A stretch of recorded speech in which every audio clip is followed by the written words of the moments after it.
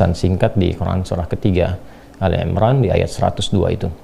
Ya ayyuhalladzina amanu taqullaha haqqa tuqatih wa la tamutunna illa wa antum muslimun. Hai semua yang telah menyatakan dirinya beriman kepada Allah Subhanahu wa taala, yakin bahwa ia akan kembali, yakin dengan ketuhanan Allah Subhanahu wa taala, maka ia buktikan keyakinan tanpa ragu itu dengan menunaikan segala arahan-arahan berupa perintah Allah Subhanahu wa taala, meninggalkan larangan-larangan yang Allah mintakan, bahkan untuk menjauhinya. Maka semua itu disebut dengan takwa. Tingkatkanlah takwa kalian kepada Allah dengan cara yang benar, dengan sungguh-sungguh, dengan serius. Bukan hanya ketika bersama orang terlihat seperti baik, ketika sendirian menghilang nilai-nilai kebaikan itu. Di semua tempat, semua keadaan, semua aktivitas kita hadirkan. Dan di antara sekian banyak aktivitas itu, ada yang terkait hubungan kita dengan Allah. Saat sholat, kita mencoba menunaikan sholat dengan spirit takwa. Sholat dengan pakaian yang baik, sholat dengan niat yang baik, sholat dengan khusyuk yang baik. Itu bagian sifat takwa yang melekat pada ibadah ritual. Demikianlah disebut orang-orang takwa misalnya di Al-Baqarah ayat kedua sampai dengan ayat 3 yang mengimplementasikan takwanya dengan meningkatkan iman dan menyempurnakan sholatnya. Dzalikal kitabu la raiba fi hudal lil muttaqin alladzina yu'minuna bil ghaibi wa yuqimunas shalah.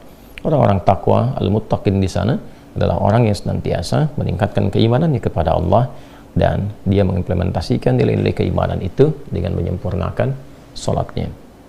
Demikian pula dalam kehidupan kita saat berinteraksi dengan lingkungan, dengan manusia, bahkan hewan dan tumbuhan, ada nilai-nilai takwa yang diminta oleh Al-Quran untuk dipraktekkan.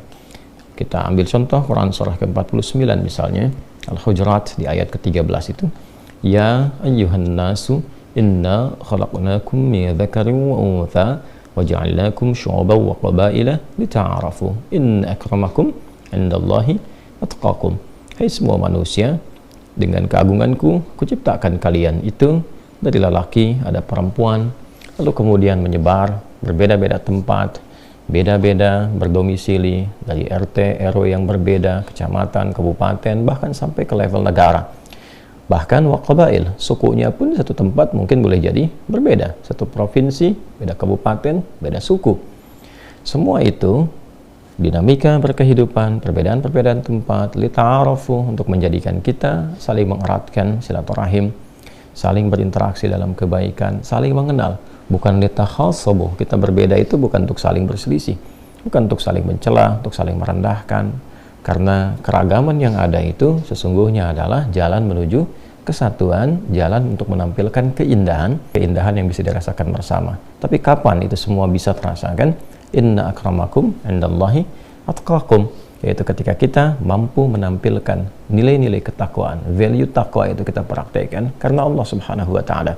Di takwa ada penghormatan, di takwa ada tenggang rasa, di takwa ada toleransi yang diatur oleh Allah secara langsung, di takwa ada kedisiplinan, di takwa ada saling membantu dalam kebaikan. Jika itu kita praktekkan dalam konteks hubungan kemanusiaan, kasih sayang yang baik didasarkan pada ketaatan pada perintah Allah Subhanahu wa taala, maka muncullah harmoni dalam kehidupan yang bisa kita gali. Nah, itu kita pertahankan secara tunduk patuh pada ketentuan Allah sampai kita wafat.